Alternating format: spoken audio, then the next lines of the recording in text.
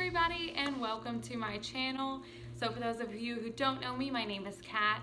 I've been in the airline industry for a little bit now. I worked as a regional flight attendant, and now I work for a mainline US carrier, which is one of the world's largest airlines.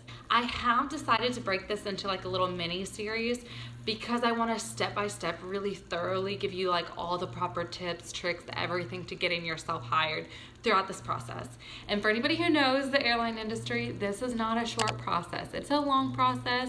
There's lots of steps to it and everything, so you need to know what you're doing. Also, if you hear a weird noise, my washing machine is going, so I do apologize for that. All right, now with that being said, I would like to say this video itself is going to be about finding which airlines are hiring, submitting your resume and how to do your resume properly, and then getting the questionnaire done.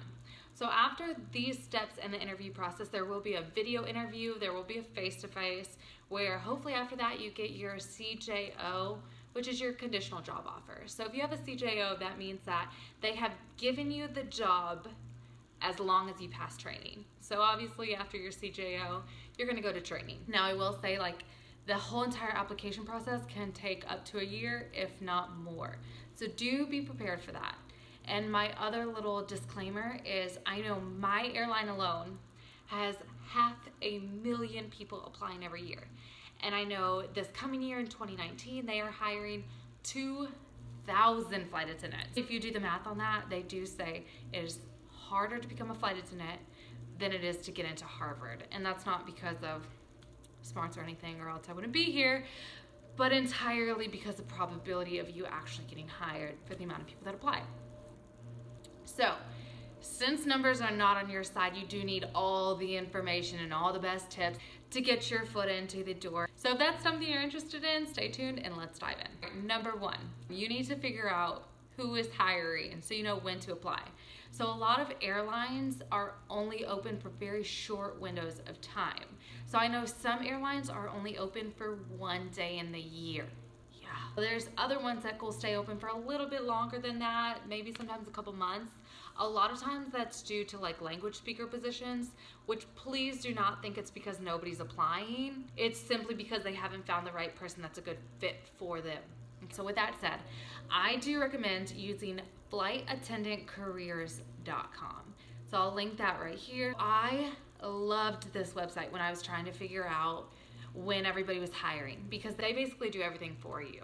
So they will list all the airlines on there and they'll say whether they're hiring at the moment or not. I would not waste your time applying to airlines that are not open. A lot of times you can't, but if you can, you're just gonna end up down at the bottom. Once you see that your airline that you're trying to apply with is hiring, go ahead and go to their main website, okay? Now, from their main website, you can scroll down and you'll find the careers tab. From there, you can type in like flight attendant or whatever, and you'll see like their job listing come up, and then apply. So now that we are here, the next step in this is going to be submitting your application in. So I know this job has a lot of safety stuff that you're gonna be doing, but they can teach you that, and they know that. They can't teach you customer service. It's kind of one of those things that you have it or you don't. And if you don't think you have enough customer service experience yet, apply, but then your next step, if you don't get it, is go get a job that you're gonna be working directly with people.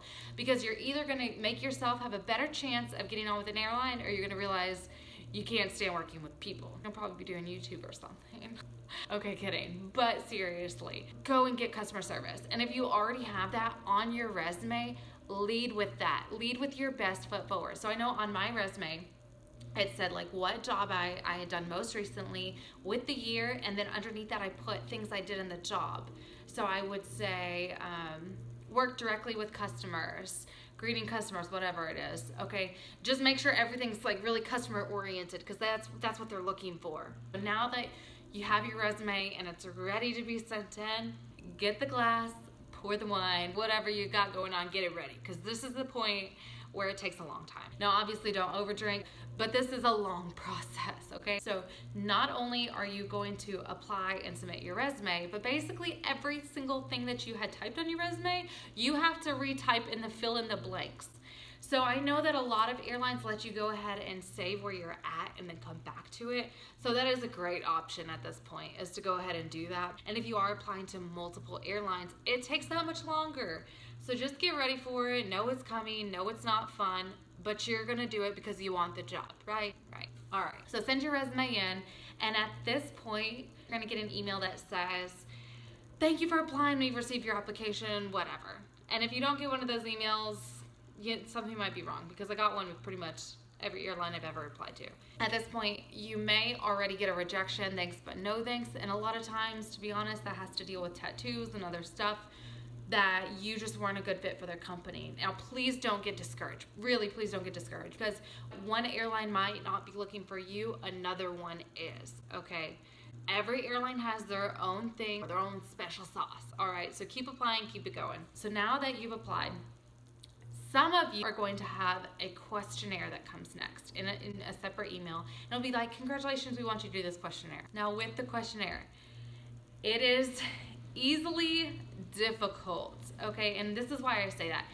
You think it's really easy, so you breeze on through it, but you didn't read the question carefully, or you got flustered, or whatever it is, and you answered incorrectly. So I don't know if they consider time an asset or against you or whatever, but I will say, do not start the survey while doing something else, or while being preoccupied, or while people are screaming around you.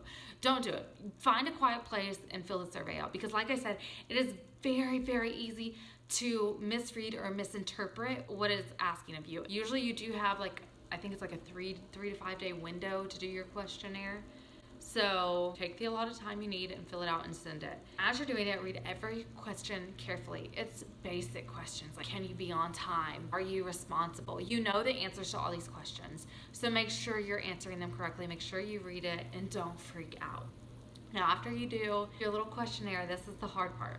It might be a couple weeks and you might get an offer for your video interview, or it might be a couple weeks and they say thanks but no thanks, and this is your opportunity to learn, okay? If you get a thanks but no thanks, that means they weren't for you, or they're not for you yet. So take what you learned, take it all in, and do better next time.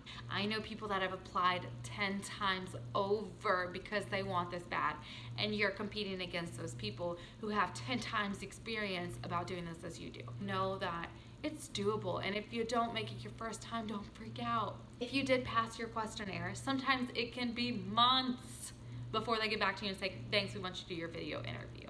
And if you get your video interview, get excited, because now it is real. So with that being said, I'm going to save the video interview for another video so I can give you all the details on how you should look, what you should answer, what you should prepare for. If I do leave anything out, please go ahead and comment it down below so I can give you as much information as possible, good information. Thanks guys, bye!